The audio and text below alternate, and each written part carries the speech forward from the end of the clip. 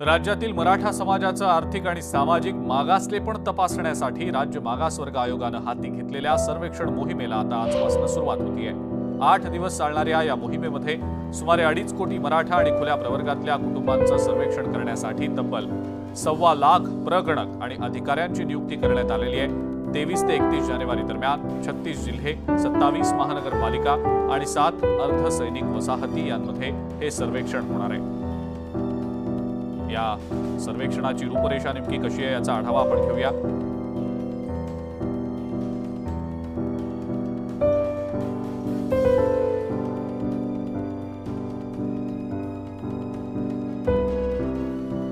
आठ दिवस हे सर्वेक्षण चालणार आहे। या सर्वेक्षणासाठी म्हणून 1.25 लाख प्रगणक आणि अधिकाऱ्यांची नियुक्ती करण्यात आलेली आहे। 23 ते 31 जानेवारी दरम्यान हे सर्वेक्षण चालेल।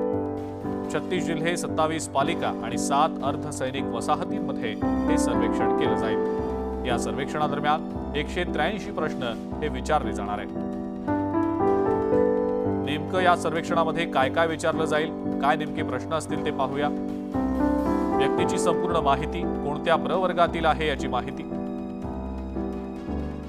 कौटुंबिक माहिती, पूर्वजांचं मूळ आणि सध्याच्या निवासस्थानाची माहिती,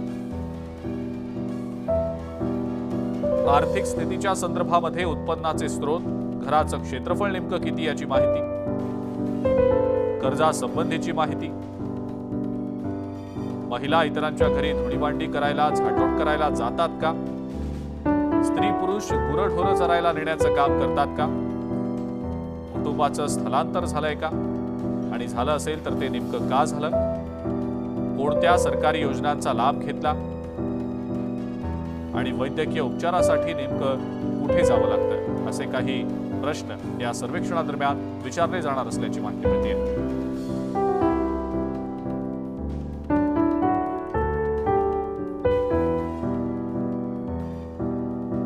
मराठा आरक्षणासाठी खुल्या प्रवर्गातल्या नागरिकांचं सर्वेक्षण आजपासून होणार आहे आणि पुढचे 3 दिवस हे सर्वेक्षण चालणार असून त्याची जबाबदारी पालिकेचे कर्मचारी आणि अधिकारी यांच्यावर देण्यात आलेली आहे।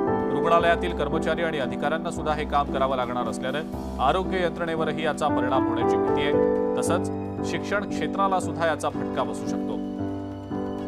23 ते 25 जानेवारी दरम्यान हे सर्वेक्षण चालणार आहे। त्यानंतर सलग 3 दिवस सुट्टी आहे, त्यामुळे 6 दिवस प्रशासकीय कामकाजाचा बोजवारा उडण्याची शक्यता आहे।